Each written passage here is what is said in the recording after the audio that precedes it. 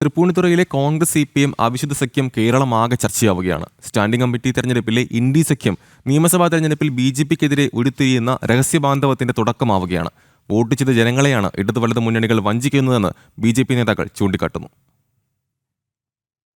നിയമസഭാ തെരഞ്ഞെടുപ്പിൽ ഒളിഞ്ഞും അതിനു പിന്നാലെ തെളിഞ്ഞും വരാനുള്ള കോൺഗ്രസ് CPM കൂട്ടുകെട്ടിന്റെ റിഹേഴ്സലാണ് ഇന്നലെ തൃപ്പൂണിത്തുറയിൽ കണ്ടതെന്ന് രാഷ്ട്രീയ വൃത്തങ്ങളും വിലയിരുത്തുന്നു. തൃപ്പൂണിത്തുറ മുനിസിപ്പാലിറ്റിയിൽ ധനകാര്യമൊഴികെ എല്ലാ സ്റ്റാൻഡിംഗ് കമ്മിറ്റികളും ഇന്ത്യ മുന്നണി പങ്കിട്ടെടുക്കുകയായിരുന്നു. വികസനകാര്യം, ക്ഷേമകാര്യം, വിദ്യാഭ്യാസ സ്റ്റാൻഡിംഗ് കമ്മിറ്റികൾ LDFനും പൊതുമരാമത്ത്, ആരോഗ്യ സ്റ്റാൻഡിംഗ് കമ്മിറ്റികൾ UDFനും ലഭിക്കും വിധമാണ് കൂട്ടുകെട്ട് ഉരുത്തിരിഞ്ഞത്.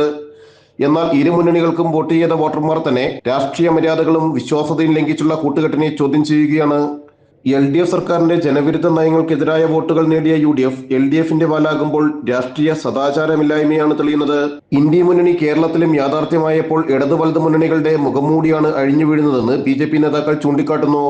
തൃപ്പൂണിത്തുറ മുനിസിപ്പാലിറ്റിയുടെ ജനഹിതം അട്ടിമറിക്കാനാണ് VD സതീശന്റെയും പിണറായി വിജയന്റെയും നേതൃത്വത്തിലുള്ള ഇടതുപക്ഷവും വലതുപക്ഷവും ചേർന്ന് ഇന്ന് ശ്രമിച്ചുകൊണ്ടിരിക്കുന്നത്. ഇന്ത്യ മുന്നണി ഈ തൃപ്പൂണിത്തുറയുടെ ജനതയെ വീണ്ടും വഞ്ചിക്കുകയാണ്, ചതിക്കുകയാണ്. BJP അധികാരത്തിൽ വന്നതിന് ശേഷവും ഇടതും വലതും ചേർന്നുള്ള ഒക്കച്ചങ്ങായി ഭരണം നടത്താൻ വേണ്ടിയുള്ള ശ്രമമാണ് ഇന്ത്യ മുന്നണി നടത്തിയിരിക്കുന്നത്. ഇതിനെതിരെ ഈ നാട്ടിലെ ജനത ഒറ്റക്കെട്ടായിട്ട് പ്രതികരിക്കണമെന്ന് ഭാരതീയ ജനതാ പാർട്ടി ആവശ്യപ്പെടുകയാണ്. ഇന്ത്യ സഖ്യം കൂടുതൽ സ്ഥലങ്ങളിലേക്ക് വ്യാപിക്കുന്നതോടെ ജനങ്ങൾ രണ്ട് പക്ഷത്തേക്ക് മാത്രമായി മാറുകയും ഔഷധ സഖ്യത്തെ എതിർക്കുന്നവർ കൂടി BJP പക്ഷത്തേക്ക് ചേരുകയും ചെയ്യുന്നതോടെ ഇന്ത്യ മുന്നണി കൂടുതൽ ശക്തമാകും. മറുവശത്ത് ഇന്ത്യ സഖ്യം LDFനും UDFനും നൽകുക വോട്ട് ചോർച്ച മാത്രമായിരിക്കും. ഒപ്പം രാഷ്ട്രീയ കക്ഷികൾ എന്ന നിലയിൽ CPMന്റെയും കോൺഗ്രസിന്റെയും നില കൂടുതൽ പരിങ്ങലിലുമാകും.